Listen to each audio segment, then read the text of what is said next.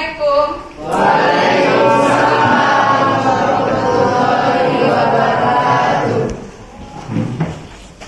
Nah, sebelum kita belajar, ada baiknya kalian berdoa terlebih dahulu. Doa dipimpin oleh ketua kelas. Ketua kelas silakan pimpin doanya. Sebelum kita belajar, marilah kita berdoa. Berdoa mulai.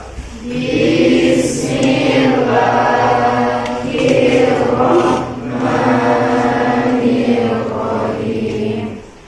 Rabbi shrahli sadri wa yassir li amri wahlul 'uqdatam min lisani yafqahul qawli. Rabbi zidni ilman warzuqni fahman. Rabbana atina fid dunya hasanah wa fil akhirati hasanah wa qina azabannar. Nah, bagaimana kabar anak-anak ibu pagi ini? Baik. Semangat untuk belajar? Semangat. Sebelum kita belajar, ibu cek dulu kehadirannya. Apina Tara Lydia, Dia Bu. Adel, Dia Bu. Adelvi, Dia Bu. Ahmad Al-Hafiz, Deru. Ahmad Fauzi, Ada Bu. Al-Fajri. Tujuan kita mempelajari dari sistem pencernaan pada manusia melalui PJBL ini. Yang pertama, kita dapat melalui kegiatan pembelajaran dengan pendekatan signifikan atau saintifik menggunakan model pembelajaran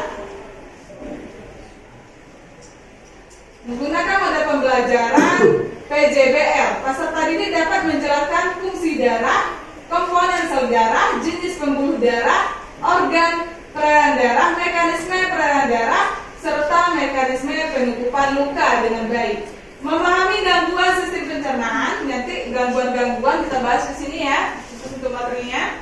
Gangguan sistem pencernaan dan cara pencegahan serta teknologi apa nanti yang terkait dengan sistem sirkulasi atau sistem peredaran darah pada manusia.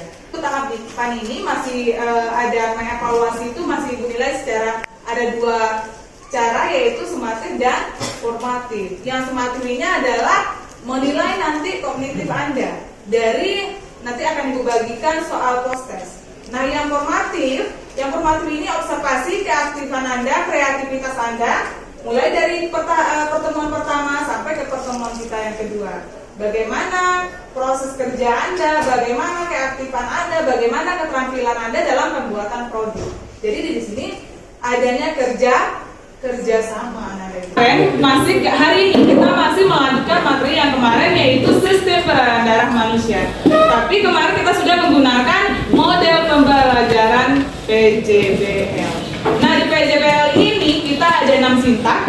Sintak yang minggu pertama, yang 3 hari yang lalu kita menjalankan 3 sintak. Jadi 3 sintak ini kita sudah selesai untuk menjadwalkan ya pembuatan produk yang kita buat. Jadi untuk hari ini kita memonitoring. Jadi kegiatan hari ini kita memonitoring bagaimana kerja Anda dalam pembuatan produk yang sudah Ibu tugaskan 3 hari yang lalu. Sudah selesai semuanya produknya? Sudah selesai. Nah, sudah dikirim linknya semuanya ke Ibu? Sudah. Untuk hari ini kita tayangkan ya untuk link Anda yang sudah Anda buat di 3 hari yang lalu tentang pembuatan produk di rumah masing-masing.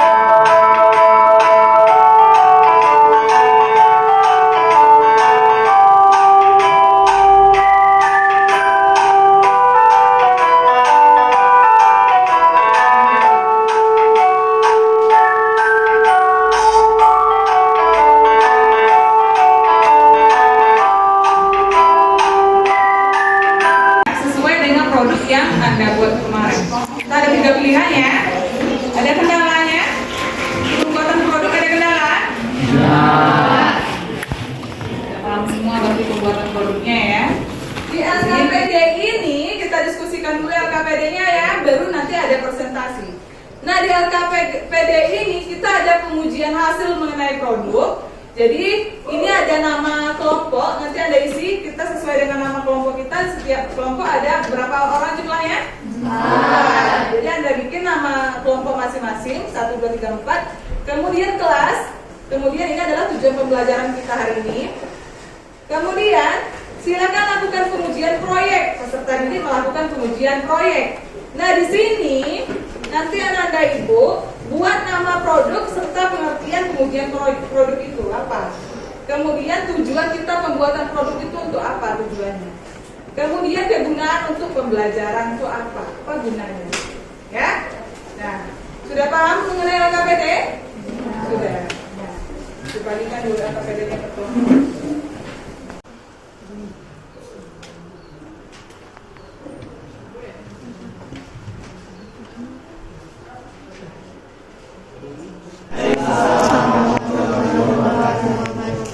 Baiklah, kami dari kelompok 1 akan mempresentasikan hasil kerja kelompok kami tentang sistem peredaran darah yang akan dijelaskan oleh Afina Saradia, Dea Amanda, dan Alita Almira. Kepada yang bersangkutan, dipersilakan. 1. Fungsi darah. Fungsi darah adalah untuk mengangkut gas pernapasan seperti oksigen dan karbon dioksida serta nutrisi dan hormon. 2. Komponen sel darah. 1. Sel darah merah, 2. Sel darah putih, 3. protein darah, 4. plasma darah. Kemudian pada sistem peredaran darah terdapat organ yang berperan di dalamnya, yaitu yang pertama adalah organ jantung, yang kedua adalah organ pembuluh darah. Organ pembuluh darah ini terbagi menjadi 3, yaitu pembuluh nadi, pembuluh vena, dan pembuluh kapiler dan pembuluh arteri. Kemudian, adapun siklus peredaran darah terbagi menjadi 2, yaitu yang pertama siklus peredaran darah besar dan yang kedua adalah siklus peredaran darah kecil. Maka teman-teman, coba perhatikan produk yang sudah kami siapkan di depan ini. Lihatkan produknya. Ada produknya ada buat. Seperti yang teman-teman lihat, bahwa peredaran darah besar dimulai dari bilik kiri, kemudian mengalir ke seluruh tubuh dan kembali ke serambi kanan. Maka pada peredaran darah besar ini kami warnai cairannya berwarna merah supaya teman-teman lebih mudah untuk memahaminya. Ketika darah yang mengandung banyak oksigen dipompa oleh jantung dari bilik kiri, maka darah akan diteruskan ke seluruh tubuh. Setelah darah tiba di seluruh tubuh, darah akan kembali ke jantung, mengangkut banyak dari zat sisa, kembali ke serambi kanan jantung. Seperti ini. Ada darahnya yang mana? Yang warna merah ya. Darah berwarna merah. Nah, ini. Sudah paham teman-teman? Nah, berarti ini darahnya dipompa baru mengalir ke Serambi kanan. Ke seluruh tubuh, lalu ke serambi kanan. Setelah darah tiba di serambi kanan, darah akan dipompa menuju bilik kanan. Darah pada bilik kanan ini merupakan darah yang kotor dan kaya akan karbon dioksida yang dibawa dari zat sisa dari organ-organ yang dibawa oleh darah yang mengalir dari seluruh tubuh. Maka pada sistem peredaran darah kecil ini kami berikan warna hijau, yaitu peredaran darah yang miskin akan oksigen. Peredaran darah ini akan dipompa oleh jantung dari bilik kanan menuju ke paru-paru. Darah akan mengalami pencucian ataupun darah akan mengalami pengayaan terhadap oksigen. Maka darah pada paru-paru ini akan kembali lagi menuju jantung yang membawa banyak oksigen, tepatnya di serambi kiri jantung. Apakah teman-teman sudah lihat bagaimana prosesnya? Maka dua siklus ini terus berhubungan untuk mengalirkan darah di seluruh tubuh. Jadi ini adalah peredaran darah besar dan peredaran darah kecil. Artinya sudah dibedakan, sudah jelas ya, bahwa ini warna merah dan itu yang berwarna biru. Jadi sudah jelas bedanya. Nah, silakan lanjutkan. Kemudian trombosit akan membentuk suatu gumpalan untuk menyumbat pembuluh darah agar darah yang dialirkan tidak begitu deras pada celah luka. Kemudian fibrin akan menempel dan membentuk suatu gumpalan untuk menutupi luka. Setelah fibrin menutupi luka, maka tubuh dengan sendirinya akan memproses terbentuknya jaringan baru yang akan menutupi luka tersebut, dan sel darah putih akan bekerja secara terus-menerus untuk mengatasi kuman-kuman yang terbawa oleh celah luka tersebut.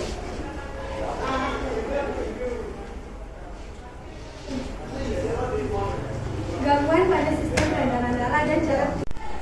Apa yang menyebabkan darah membeku? Apa yang menyebabkan darah membeku? Kelompok 4. Apa penyebab gangguan darah? Baik, saya akan menjawab pertanyaan dari kelompok 4 itu, apa penyebab terjadinya kanker darah? Kanker darah biasanya disebut dengan leukemia, merupakan suatu penyakit yang disebabkan karena produksi sel darah putih di luar kendali sehingga memaksa sel-sel darah yang lainnya. Apakah sudah jelas? Pertanyaan dari Nabil kelompok 3. Apa yang menyebabkan darah membeku? Karena sel darah merah terlalu pekat dan adanya faktor pembekuan darah yang tidak bekerja dengan normal, pengerasan pada pembuluh darah atau arteriosklerosis, mengkonsumsi terlalu banyak vitamin K. Sudah jelas kok. Ada tambahan sedikit. Apa saja tanda atau gejala gangguan pembekuan darah? Oh, jadi ada sanggahan ya. Silakan untuk kelompok 1. Mudah memar tanpa sebab, pendarahan berat serta menstruasi, sering dimisai, berdarah terus-menerus dari luka kecil, gusi berdarah, timbul bintik-bintik merah yang terlihat seperti ruang. Darah ke serambi kanan melalui bilik kiri dan kembali lagi ke paru-paru. Itu saja proses peredaran darah. Terima kasih. Dari siklus yang telah dijelaskan oleh Nia Nadilan, di sini saya akan menjelaskan sedikit tentang fungsi darah. Fungsi darah adalah untuk mengangkut gas pernapasan berupa oksigen dan karbon dioksida, mengangkut sisa-sisa metabolisme, dan mengatur keasaman. Komponen sel darah. Adapun komponen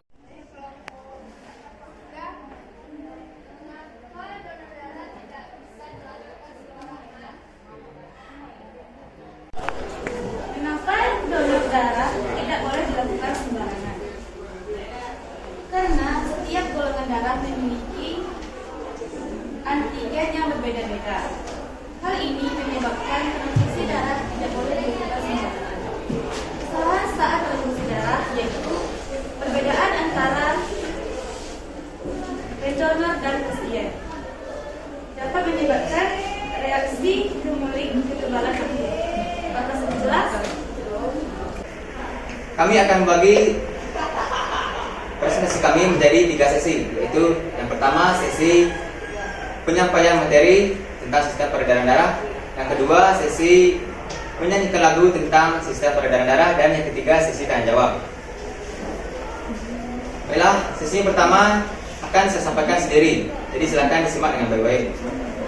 Akan 7 poin, yaitu poin yang pertama, fungsi darah.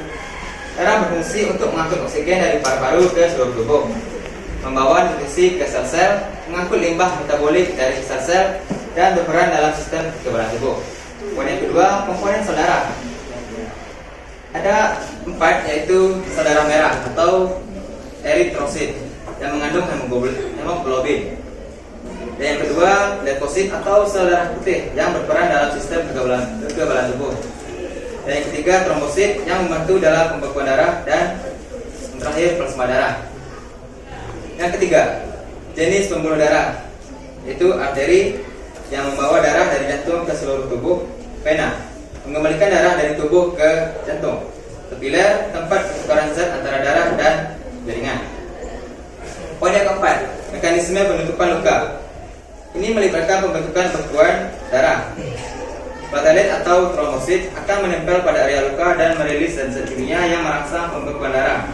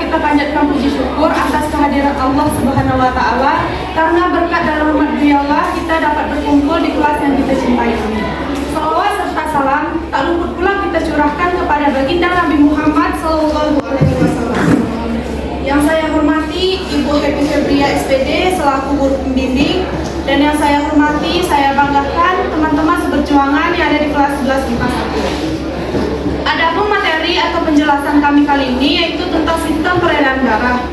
Dikarenakan kami memilih untuk membuat video, maka ada baiknya kita saksikan video yang telah kami buat terlebih dahulu. Ini tayangan video kami berdasarkan materi yang telah kami pelajari sebelumnya.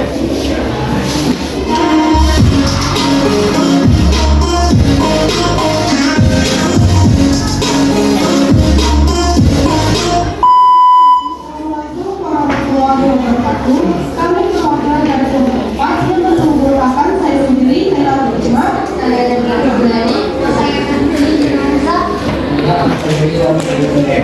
di mana di sini kami akan membuat alat sistem peredaran darah.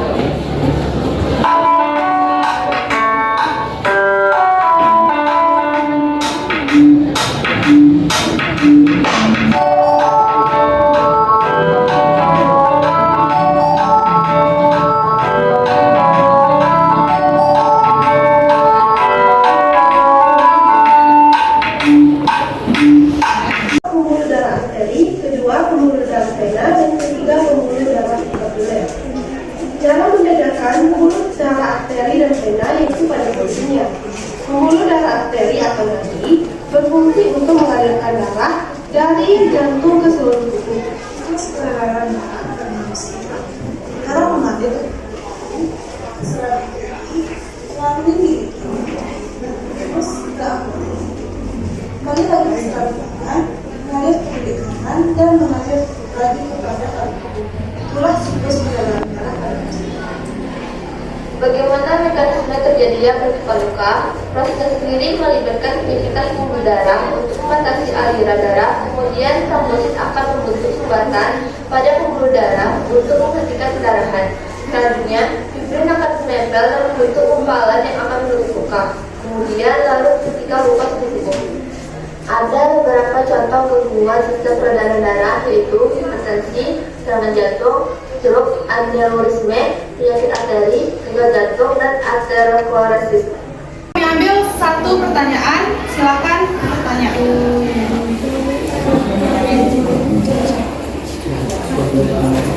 Darah diedarkan melalui suatu pembuluh. Mengapa darah yang beredar melalui pembuluh ini tidak dapat balik lagi? Misalnya, darah dari kiri ke kiri tidak dapat kembali ke arteri yang kiri. Jelaskan.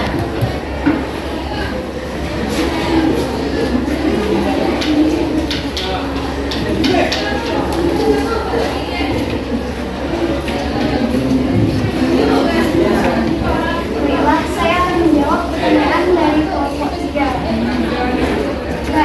Darah tidak dapat kembali lagi ke ruang sebelumnya karena adanya katup jantung. Dan saya pada partikel kiri tidak dapat kembali ke jantung kiri. Itulah materi atau penjelasan kami tentang sistem peredaran darah. Terima kasih atas perhatiannya. Apabila terdapat kesalahan kata, kami mohon maaf yang sebesar-besarnya. Kami tutup dengan wabillahi taufiq wal hidayah. Wassalamualaikum warahmatullahi wabarakatuh.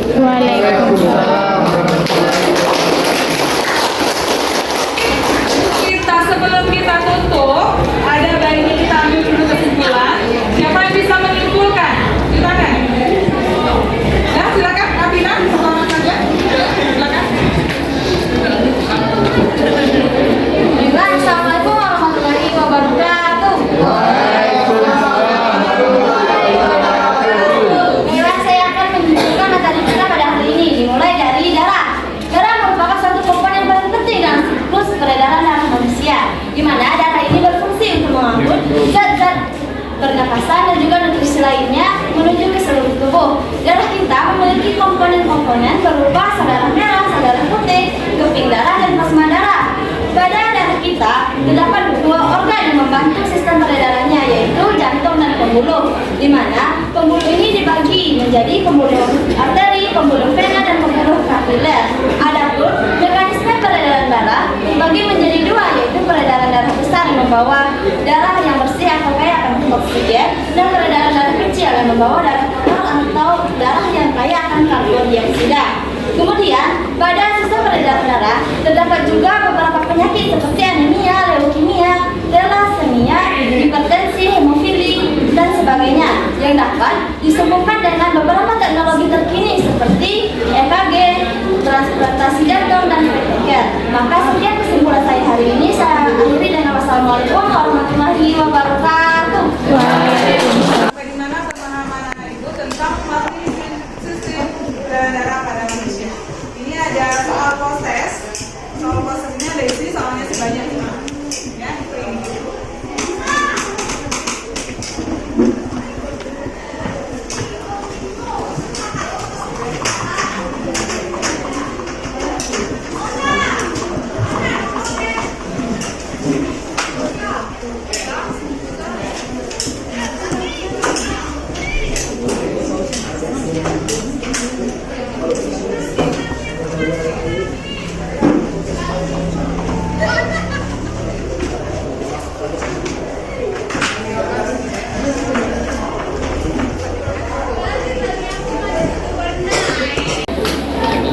Oke. Aku dua.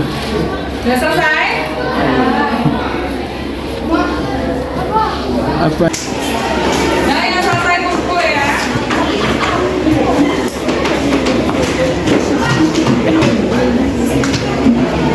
Kita simpulkan lagi. Ya.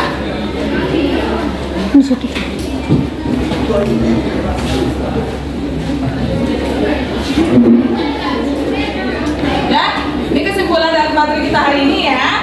Nah, kesimpulannya yang pertama, sistem sirkulasi atau sistem peredaran darah berfungsi mengedarkan sari-sari makanan dan oksigen atau O2 ke jaringan-jaringan tubuh, mengembalikan CO2 ke paru-paru, sisa memetabolisme ke ginjal dan mengedarkan hormon untuk kelangsungan hidup sel. Ya. 2, apalagi kesimpulannya? Untuk terjadinya sirkulasi zat-zat tersebut melibatkan darah dan alat peredaran darah. Ada 3 macam sel darah, yaitu eritrosit, leukosit, dan trombosit. Alat peredaran darah berupa jantung dan pembuluh darah. Yang ketiga apalagi? Sistem peredaran darah manusia berupa sistem peredaran darah besar dan sistem peredaran darah ganda. Yang keempat? Pergolongan darah pada manusia berdasarkan ada tidaknya Nah, ingat ya, untuk minggu depan kita mempelajari sistem pencernaan pada manusia.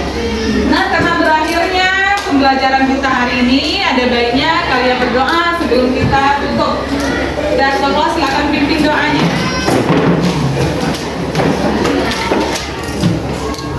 Nah, sebelum kita pulang, marilah kita baca Al-Fatihah.